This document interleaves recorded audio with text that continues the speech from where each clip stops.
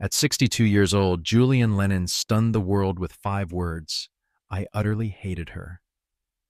It wasn't just a passing remark. It was the crack in decades of silence, the moment when the son of one of music's greatest icons revealed the bitterness and pain he had carried his entire life. How could the child of John Lennon, a man idolized as a symbol of peace and love, grow up haunted by rejection, in anger and betrayal? What hidden truth could make him confess something so raw, so shocking, that it forced the world to see him not as John's son, but as a man with his own story? This isn't a tale of screaming fans or platinum records. It's the untold story of family wounds, a lifetime of being overshadowed, and the struggle to find peace while living in the shadow of a legend. From the outside, Julian Lennon's early life looked like something out of a dream. He was the son of John Lennon, a man worshipped across the globe, a symbol of peace, rebellion, and music that shaped a generation. But behind the doors of the Lennon household, the reality was far from glamorous. Julian's father walked out when he was just a boy, leaving him and his mother, Cynthia, for someone new. John's departure wasn't just the loss of a parent. It was the collapse of Julian's sense of safety. There were no explanations, no heartfelt goodbyes, just silence. The world assumed Julian lived in luxury, but the truth was that Cynthia had to sell family belongings just to keep food on the table. Julian wore secondhand clothes, lived in modest flats, and learned early that the Lennon name brought expectations, not comfort. At school, he was bullied and mocked by classmates who thought he had everything. Teachers rarely intervened, assuming fame had given him privilege. The irony was cruel. While the world saw him as lucky, Julian felt abandoned and alone. Even his home life offered no real escape. Cynthia, though strong and fiercely protective, could only do so much. She worked tirelessly to keep Julian's world together, but the absence of a father left wounds no amount of love could fill. And so, Julian learned early that survival meant hiding his pain and presenting strength to the world. The father who wasn't there. As Julian grew, so did the bitterness. His father, celebrated as a global icon of peace and love, had shown him little of either.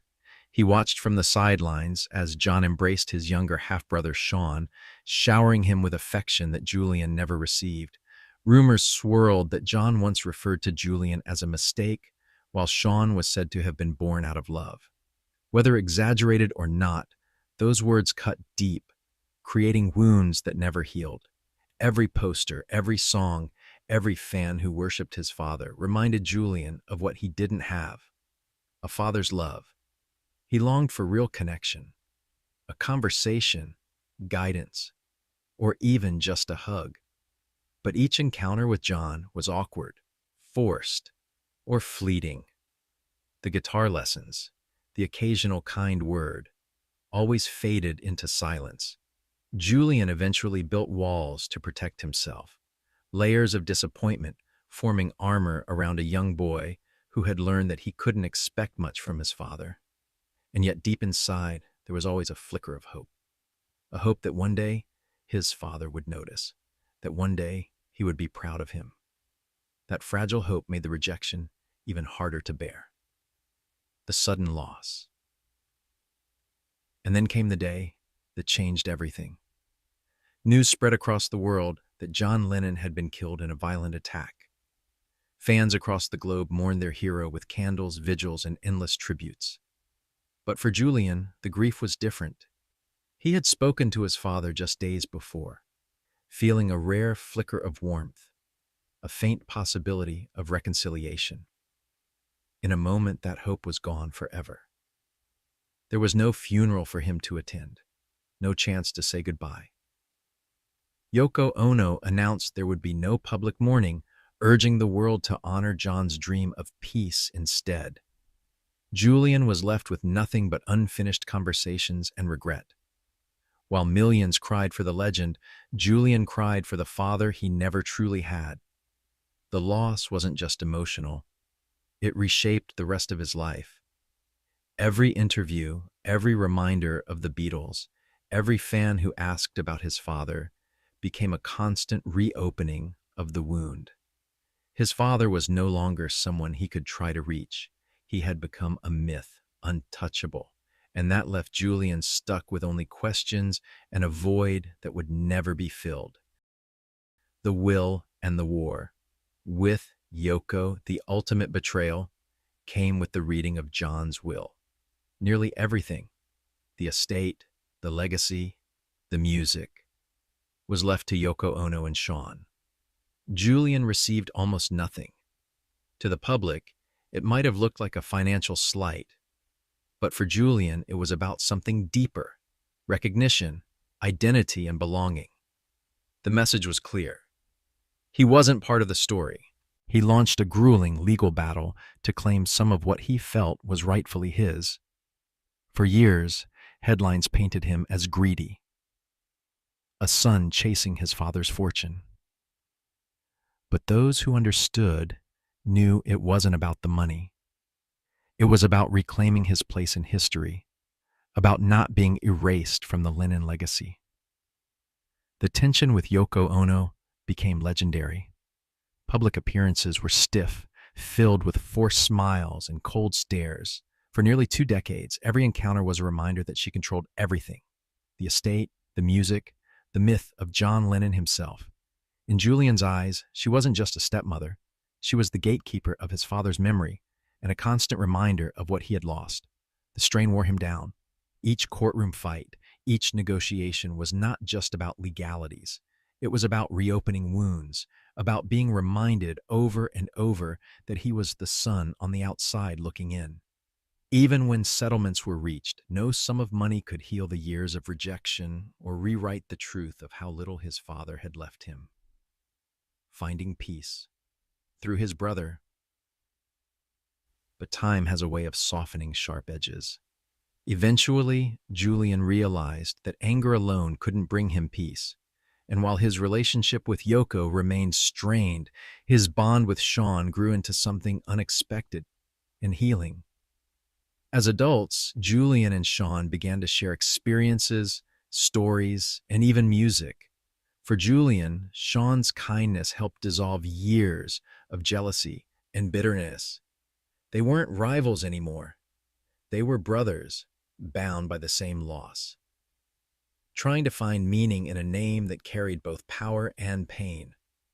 Together, they found common ground.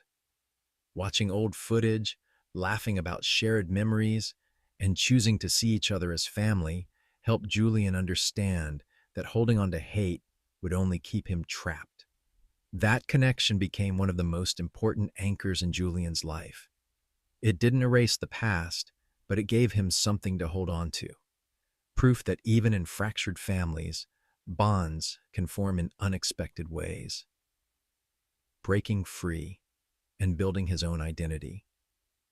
For years, Julian chased a career in music, but comparisons to his father followed him everywhere. No matter what he created, the world seemed to want another John Lennon. That weight became unbearable. So he reinvented himself. Photography, writing, and personal projects gave him a new purpose. Instead of trying to live up to the impossible, he began carving out his own legacy. One defined not by his father's shadow, but by his own creativity and resilience. Recent documentaries and Beatles nostalgia never let him forget where he came from, but he learned to see the Lennon name differently. It wasn't a prison anymore. It was a legacy he could carry on his own terms. For the first time, he stopped chasing approval. He no longer needed the world to see him as John Lennon's son. He needed them to see him as Julian, the artist, the creator, the survivor. That shift, subtle as it was, gave him the freedom he had been denied his entire life. The confession. And then came the confession that shocked everyone. I utterly hated her. For Julian, those words were less about Yoko Ono herself and more about what she symbolized: the broken family, the lost years, and the pain of being left behind. It wasn't a neat, tidy ending. There was no fairy tale reconciliation, no overnight healing. But there was acceptance. a fragile truce with the past that allowed Julian to finally move forward. Julian Lennon's story isn't just about fame, music, or money. It's about the hidden cost of being the child of a legend.